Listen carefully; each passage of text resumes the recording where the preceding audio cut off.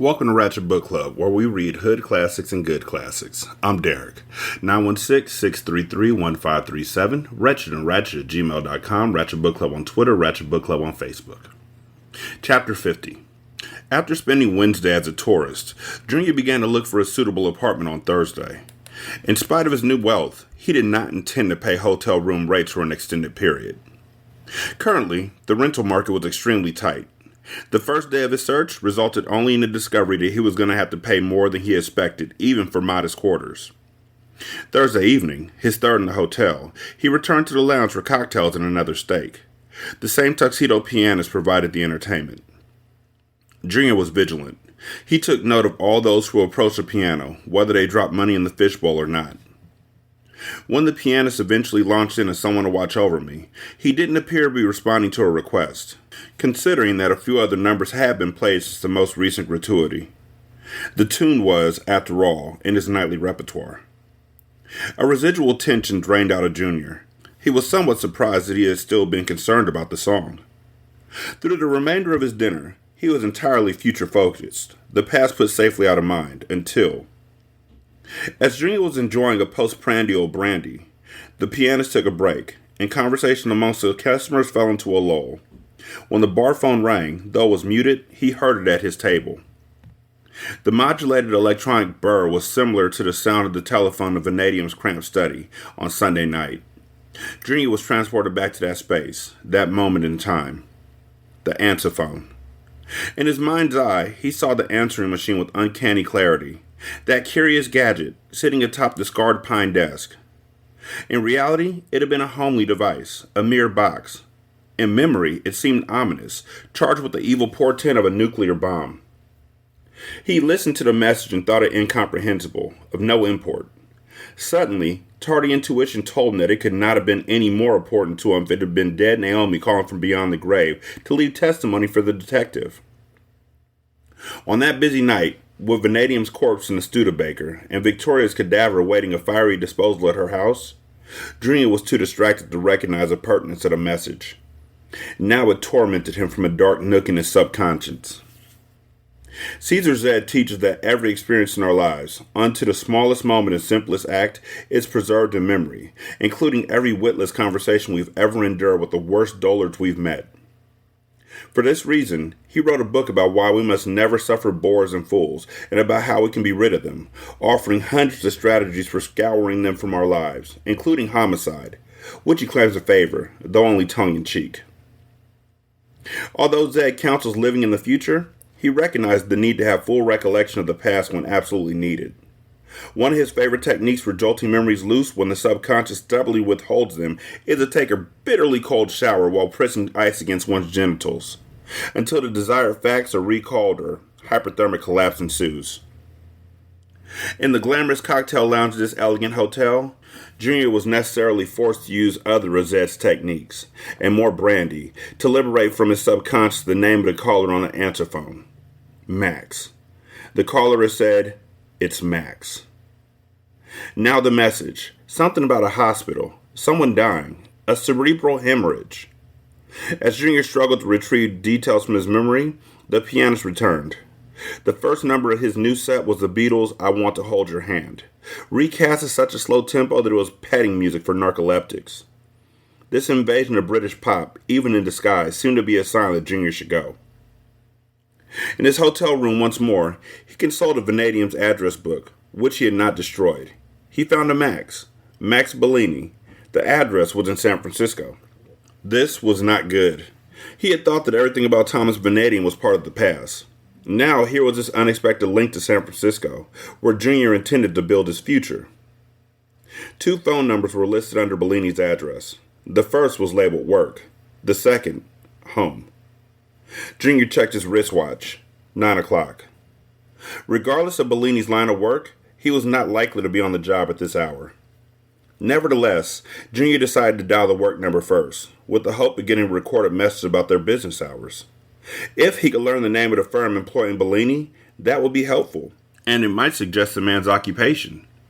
The more Junior knew about Bellini before calling him at home, the better. The phone was answered on the 3rd ring. A gruff male voice said, "Homicide." For an instant, Junior thought it was an accusation. "Hello?" said the man on the other end of the line. Who is this?" Junior inquired. "SFPD. Homicide." "Sorry, wrong number." He hung up and snatched his hand away from the phone as though it had scorched him. SFPD. San Francisco Police Department. More likely than not, Bellini was a homicide detective, just like Vanadium. Calling him at home wouldn't be a good idea. Now it was imperative that Junior remember every word of the message Bellini had left for his distant colleague in Oregon. Yet the rest of it continued to elude him. Conveniently, each evening when the hotel chambermaid turned down the covers on the bed and placed a foil-wrapped mint on the pillow, she also filled the ice bucket. Grimacing in anticipation of the ordeal to come, Junior carried the bucket into the bathroom. He undressed, turned on the cold water, and stepped into the shower. He stood for a while, hoping this shock would be sufficient to jar loose the needed memories. No luck. Hesitantly, but with the trust that any acolyte must have in his faith, Junior fished a handful of ice cubes from the bucket and pressed them against the two warmest features of his anatomy. A fearsome number of minutes later, shuddering violently and weeping in self-pity, but still short of hyperthermic collapse, he recalled the remaining essentials of the message on the answer phone. Poor kid. Cerebral hemorrhage. Baby survived. He turned off the water, stepped out of the shower, dried himself vigorously, put on 2 pairs of new undershorts, got into bed, and pulled the covers up to his chin. And brooded. Vanadium at the cemetery, white rose in hand, walking amongst the tombstones to stand beside Junior at Naomi's grave. Junior had asked him whose funeral he had just attended. A friend's daughter. They say she died in a traffic accident down in San Francisco. She was even younger than Naomi. The friend proved to be Reverend White, the daughter, Seraphim. Suspecting that the cause of death might not have been a traffic accident, Vanadium evidently had asked Max Bellini to look into it. Seraphim died, but the baby survived. The simplest of calculations revealed to Junior the Seraphim's pregnancy dated from the torrid evening they shared in the parsonage, to the accompaniment of her father's tape-rough draft of a sermon. Good Naomi had perished while carrying his baby, and Seraphim had passed away while giving birth to his baby. A great rush of pride warmed Junior's chill cojones. He was a virile man, his seed dependably fertile. This came as no surprise to him. Nevertheless, such abundant confirmation was gratifying. Tempering his elation was the realization that blood provided a spectrum of evidence admissible in court. The authorities had been able to identify him as the father of the baby that died with Naomi. If suspicion caused them to pursue the issue, they might be able to pin the fatherhood of Seraphim's child on him as well. Apparently, the minister's daughter hadn't named Junior or made accusations of rape before she succumbed. Otherwise, he'd now be in a cell. And with the girl dead, even if lab tests revealed Junior to be the father of her child, no credible prosecution could be mounted. The dire threat he perceived lay elsewhere. More brooding soon brought understanding. He sat straight up in bed, alarmed. Nearly 2 weeks ago, in the Spruce Hills Hospital, Junior had been drawn by some strange magnetism to the viewing window at the neonatal care unit. There, transfixed by the newborns, he sank into a slough of fear that threatened to undo him completely. By some sixth sense, he had realized that the mysterious Bartholomew had something to do with babies. Now Junior threw back the covers and sprang out of bed. In double briefs, he restlessly roamed the hotel room. Perhaps he wouldn't have leaped along this chain of conclusions if he had not been an admirer of Caesar Zed. For Zed teaches that too often society encourages us to dismiss certain insights as illogical, even paranoid, when in fact these insights arise from animal instinct and are the closest thing to unalloyed truth we'll ever know.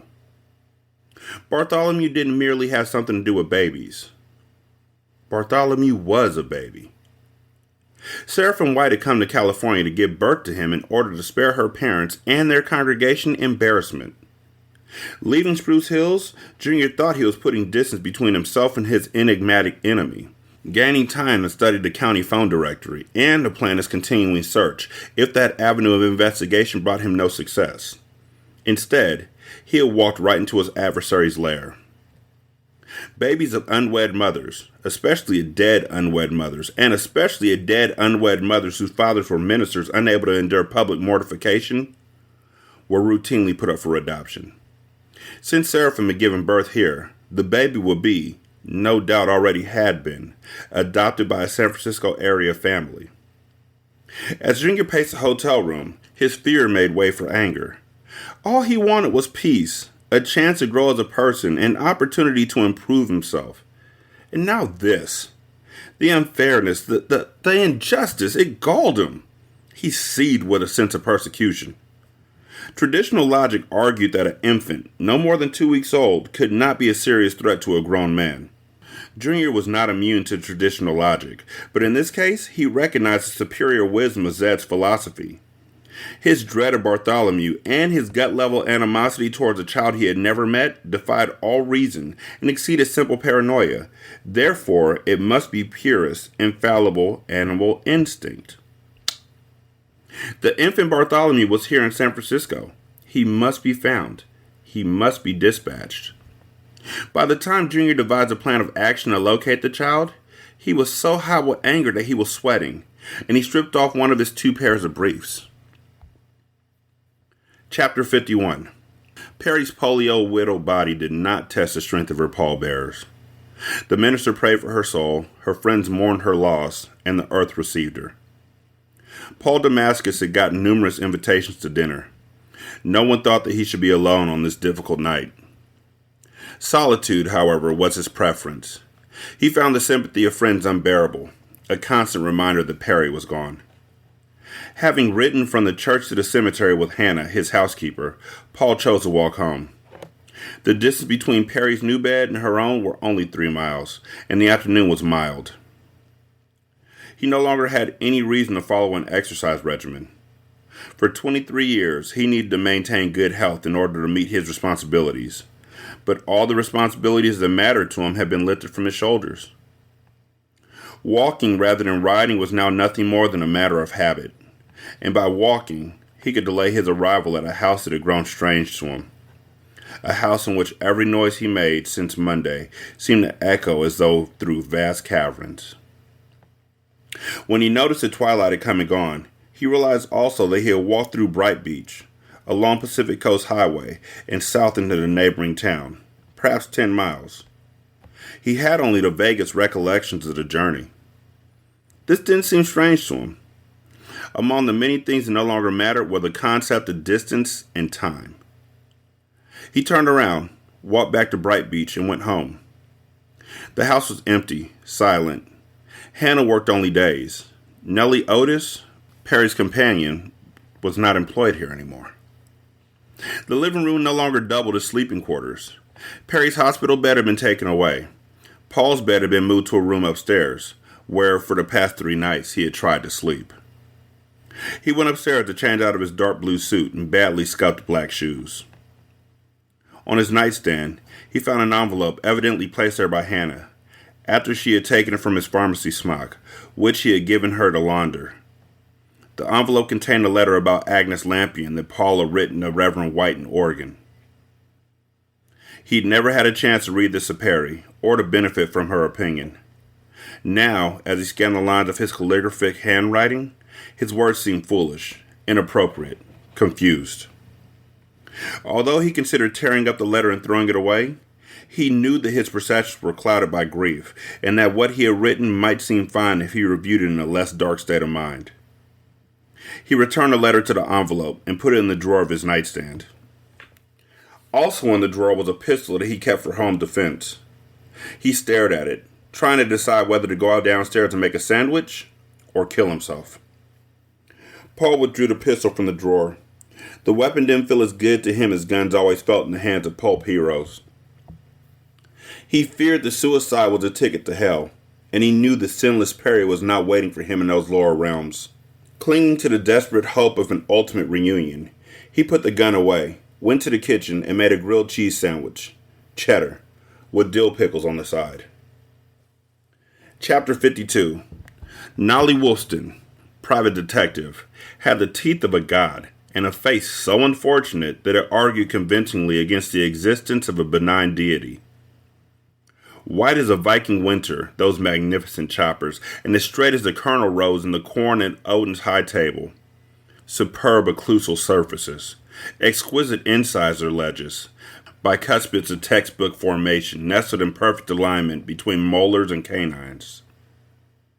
Before Junior had become a physical therapist, he had considered studying to be a dentist. A low tolerance for the stench of halitosis born of gum disease had decided him against dentistry, but he could still appreciate a set of teeth as exceptional as these. Nolly's gums were in great shape too. Firm, pink, no sign of recession, snug to the neck of each tooth. This brilliant mouthful was not nature's work alone. With what Nolly must have spent to obtain this smile, some fortunate dentist had kept a mistress in jewelry through her most nubile years. Regrettably, his radiant smile only emphasized by contrast the dire shortcomings of the face from which it beamed. Lumpish, pocked, wart-stippled, darkened by a permanent beard shadow with a bluish cast, this countenance was beyond the powers of redemption possessed by the best plastic surgeons in the world, which was no doubt why Nolly applied his resources strictly to dental work. 5 days ago, reasoning that an unscrupulous attorney would know how to find an equally unscrupulous private detective, even across state borders, Junior had phoned Simon Magnuson in Spruce Hills for a confidential recommendation. Apparently, there also existed a brotherhood of the terminally ugly, the members of which sent business to one another. Magnuson, he of the large head, small ears, and protuberant eyes, had referred Junior to Nolly Woolston. Hunched over his desk, leaned forward conspiratorially, his piggy eyes glittering like those of an ogre discussing his favorite recipe for cooking children, Nolly said, "I've been able to confirm your suspicions." Junior had come to the gumshoe 4 days ago, with business that might have made a reputable investigator uncomfortable. He needed to discover whether Seraphim White had given birth at a San Francisco hospital earlier this month, and where the baby might be found. Since he wasn't prepared to reveal any relationship to Seraphim, and since he resisted devising a cover story on the assumption that a competent private detective would have once seen through it, his interest in his baby inevitably seemed sinister. Miss White was admitted to St. Mary's late January 5th, said Nolly, with dangerous hypertension, a complication of pregnancy. The moment he had seen the building in which Nolly maintained an office, an aged 3-story brick structure in the North Beach district, a seedy strip club occupying the ground floor, Junior knew he had found the bread of snoop he needed. The detective was at the top of the 6 flights of narrow stairs, no elevator, at the end of a dreary hallway with worn linoleum and with walls mottled by stains of an origin best left unconsidered. The air smelled of cheap disinfectant, stale cigarette smoke, stale beer, and dead hopes. In the early hours of January 7th, Nolly continued, Miss White died in childbirth, as you figured. The investigator's suite, a minuscule waiting room in a small office, lacked a secretary but surely harbored all manner of vermin. Sitting in the client's chair, across a cigarette-scarred desk from Nolly, Junior heard or imagined that he heard the scurry of tiny rodent feet behind him, and something chewing on paper inside a pair of rust-spotted filing cabinets. Repeatedly, he wiped at the back of his neck or reached down to rub a hand over his ankles, convinced that insects were crawling on him. The girl's baby, said Nolly, was placed with Catholic Family Services for adoption. She's a Baptist. Yes, but it's a Catholic hospital, and they offer this option to all unwed mothers. Doesn't matter what their religion. So where's the kid now? When Nolly sighed and frowned, his lumpish face seemed in danger of sliding off his skull, like oatmeal oozing off a spoon. Mr. Kane, much as I regret it, I'm afraid I'm going to have to return half of the retainer you gave me. Huh? Why? By law, adoption records are sealed and so closely guarded that you'd have an easier time acquiring a complete roster of the CIA's deep cover agents worldwide than finding this one baby. But you obviously got into the hospital records. No. The information I gave you came from the coroner's office, which issued the death certificate. But even if I got into St. Mary's records, there wouldn't be a hint of where Catholic Family Services placed this baby. Having anticipated a problem of one kind or another, Junior withdrew a packet of crisp new $100 bills from an inside jacket pocket. The bank band still wrapped the stack, and on it was printed $10,000. Junior put the money on the desk, then get into the records of family services. The detective gazed at the cash as longingly as a glutton might stare at a custard pie, as intently as a satyr might ogle a naked blonde. Impossible. Too damn much integrity in their system. You might as well ask me to go to Buckingham Palace and fetch you a pair of the Queen's undies. Junior leaned forward and slid the packet of cash across the desk toward the detective. There's more where this came from. Nolly shook his head, setting a cotillion of warts and moles a dance on his pendulous cheeks. Ask any adoptee who, as an adult, has tried to learn the names of his or her real parents. Easier to drag a freight train up a mountain by your teeth. You have the teeth to do it, Junior thought, but he restrained himself from saying it. This can't be a dead end. It is. From a desk drawer, Nolly withdrew an envelope and put it on top of the offered cash. I'm returning $500 of your 1,000 retainer. He pushed everything back toward Junior. Why didn't you say it was impossible up front? The detective shrugged. The girl might have had her baby at a third-rate hospital, one with poor control of patient records and a less professional staff. Or the kid might have been placed for adoption through some baby brokerage, in it strictly for the money. Then there would have been opportunities to learn something. But as soon as I discovered it was St. Mary's, I knew we were screwed. If records exist, they can be gotten. I'm not a burglar, Mr. Kane. No client has enough money to make me risk prison. Besides, even if you could steal their files, you would probably discover that the baby's identities are coded, and without the code, you'd still be nowhere. This is most incommensurate, Junior said, recalling the word from a vocabulary improvement course without need of ice applied to the genitals. It's what? Said the detective, for with the exception of his teeth, he was not a self-improved individual. Inadequate, Junior explained. I know what you mean, Mr. Kane. I'd never turn my back on that much money if there was any damn way I could earn it all. In spite of his dazzle, the detective's smile was nonetheless melancholy, proof that he was sincere when he said the Seraphim's baby was beyond their reach. When Junior walked the cracked linoleum corridor and descended the 6 flights of stairs to the street, he discovered that a thin drizzle was falling.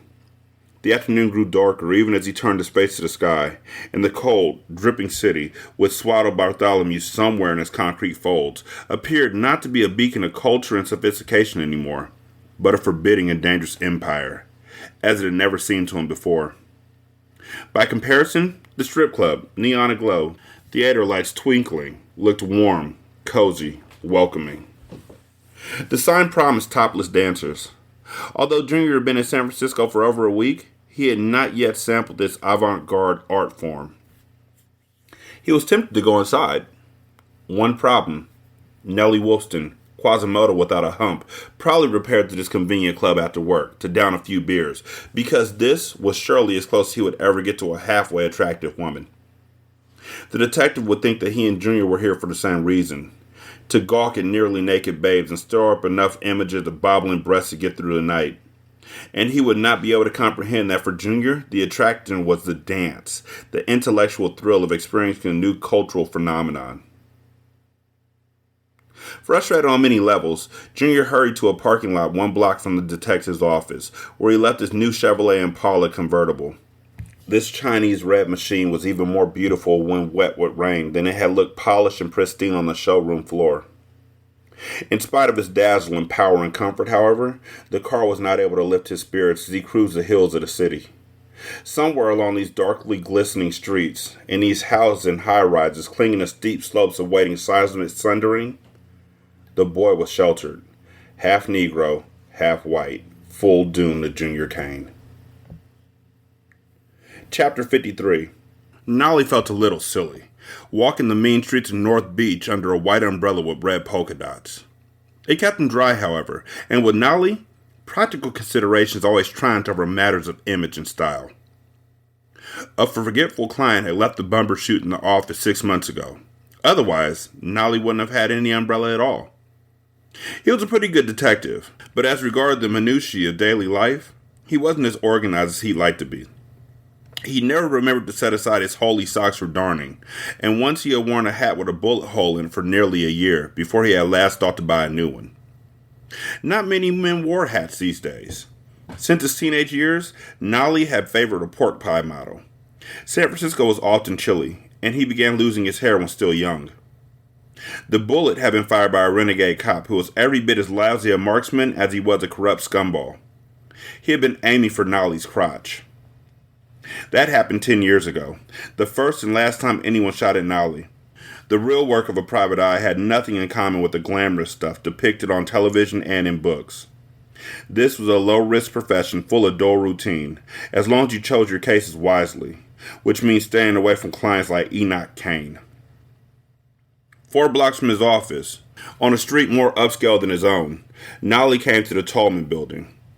Built in the 1930s, it had an Art Deco flair. The public area featured travertine floors, and a WPA-era mural extolling the machine age brightened the lobby wall. On the 4th floor, at Dr. Clerkel's suite, the hall door stood ajar. Past office hours, the small waiting room was deserted.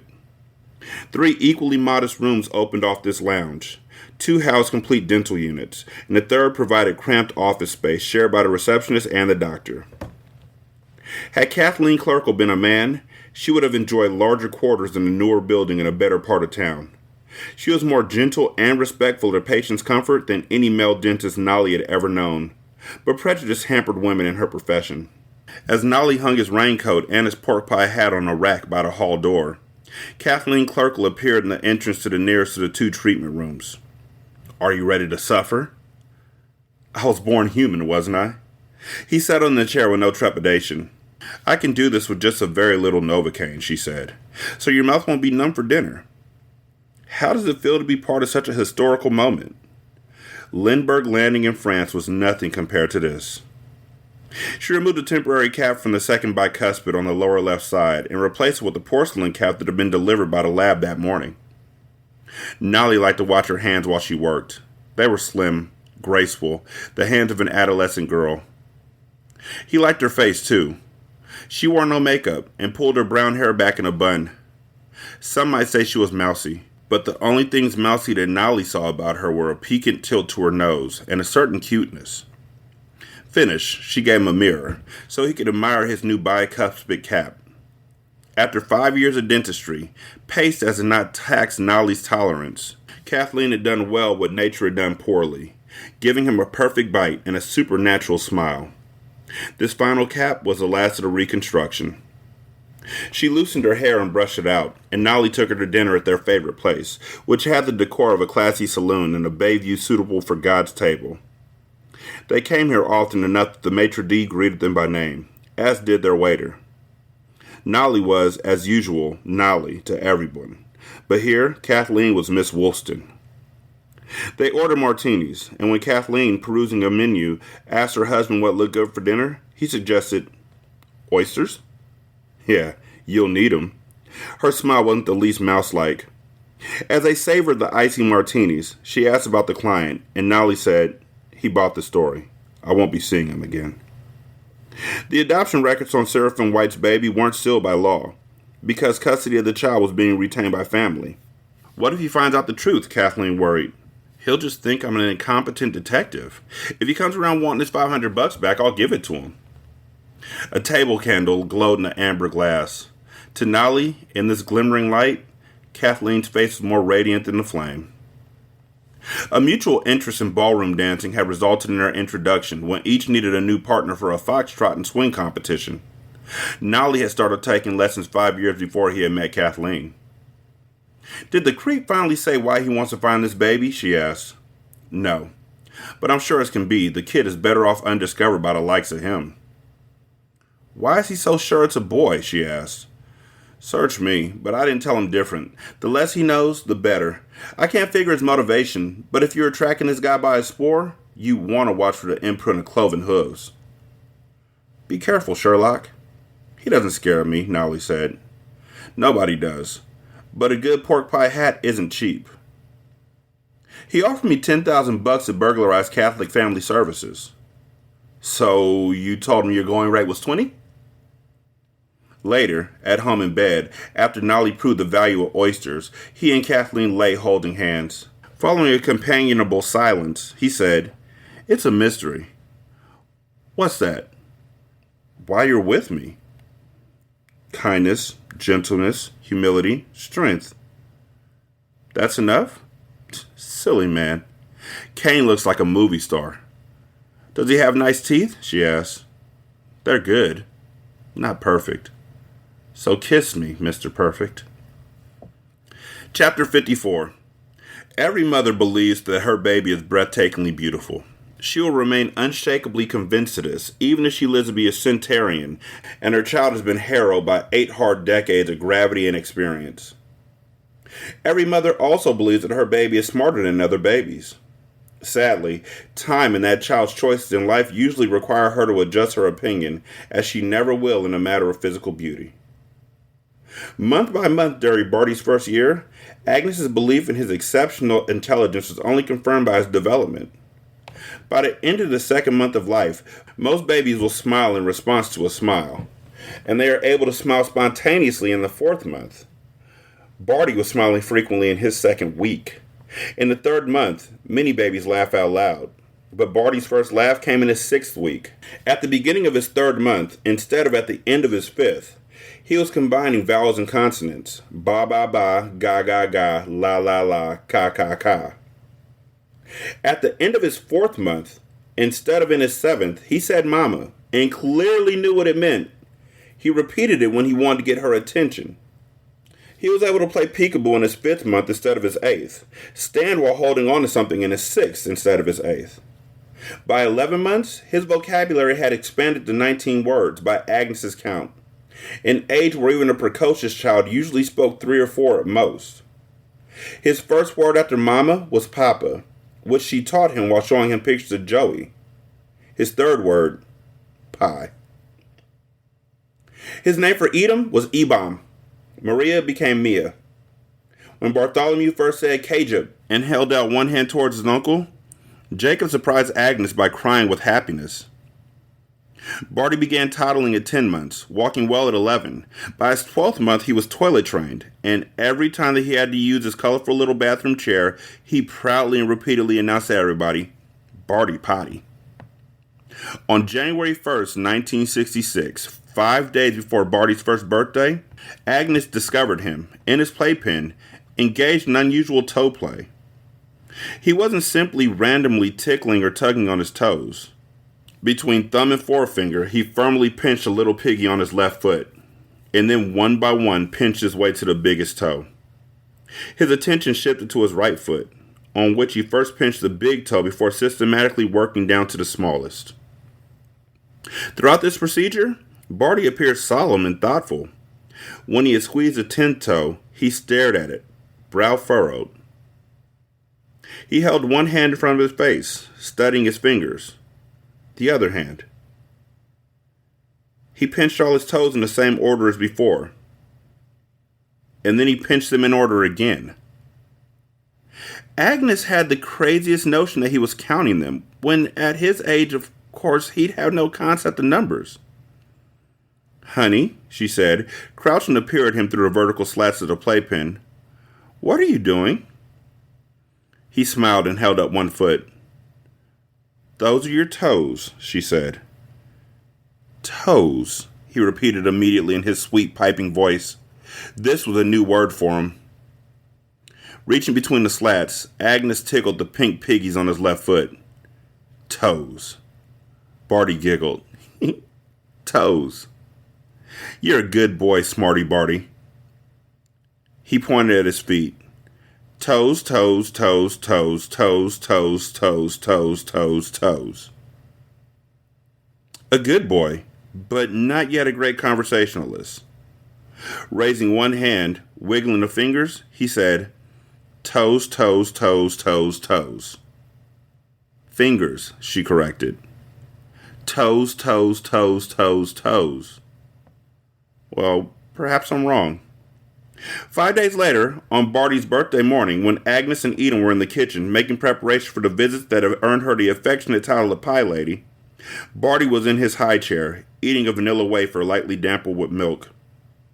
Each time a crumb fell from the cookie, the boy plucked it off the tray and neatly conveyed it to his tongue. Lined on the kitchen table were green grape and apple pies, The thick dome crusts with their deeply fluted edges were the coppery gold of precious coins. Barty pointed at the table. Pie, pie, pie, pie, pie, pie, pie, pie. Not yours, Agnes advised. We got one of our own in the refrigerator.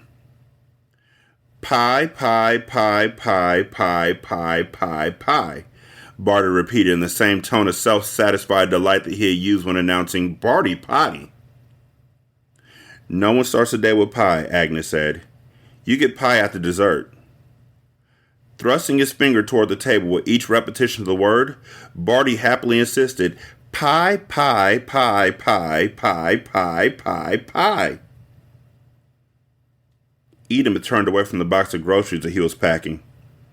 Frowning at the pies, he said, You don't think. Agnes glanced at her brother. Think what? Couldn't be, said Edom.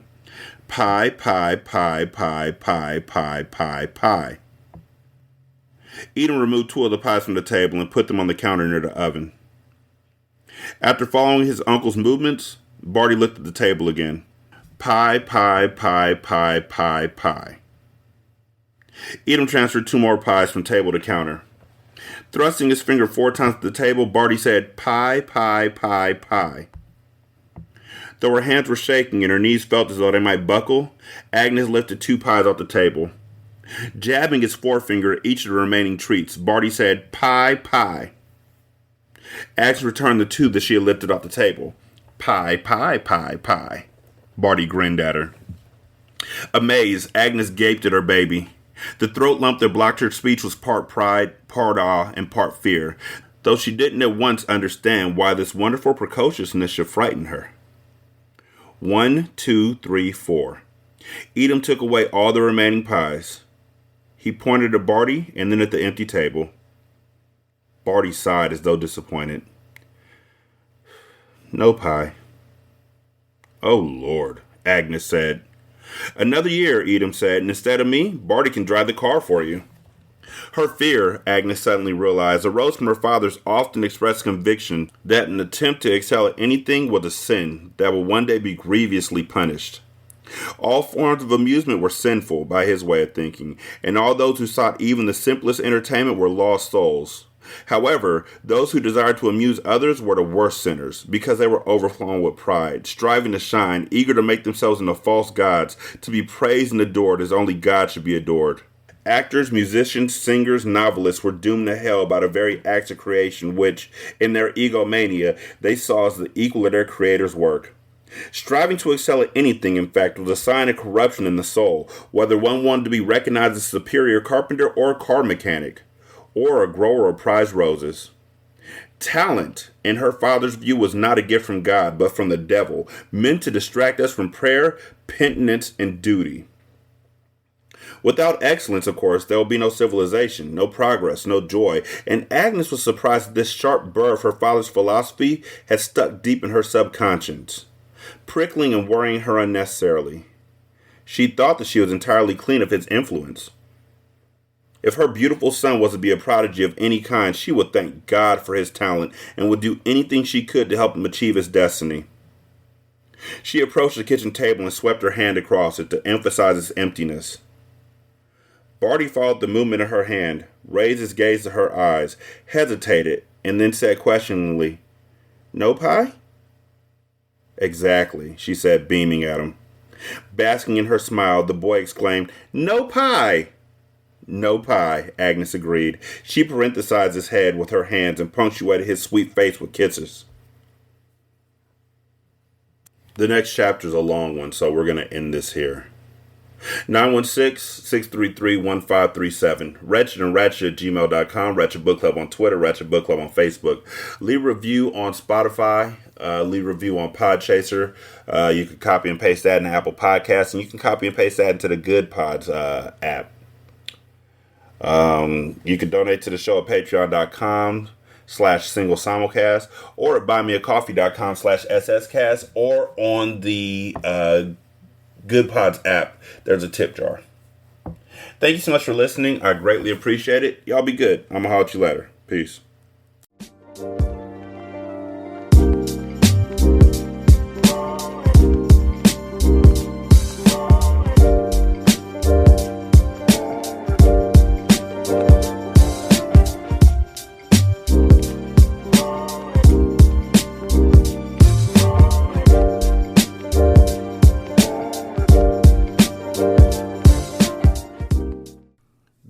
intro and outro to Ratchet Book Club is by That Kid Garan, and it's called Goodbyes.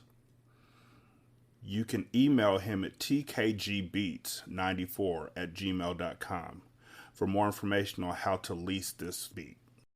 This is Single Simulcast.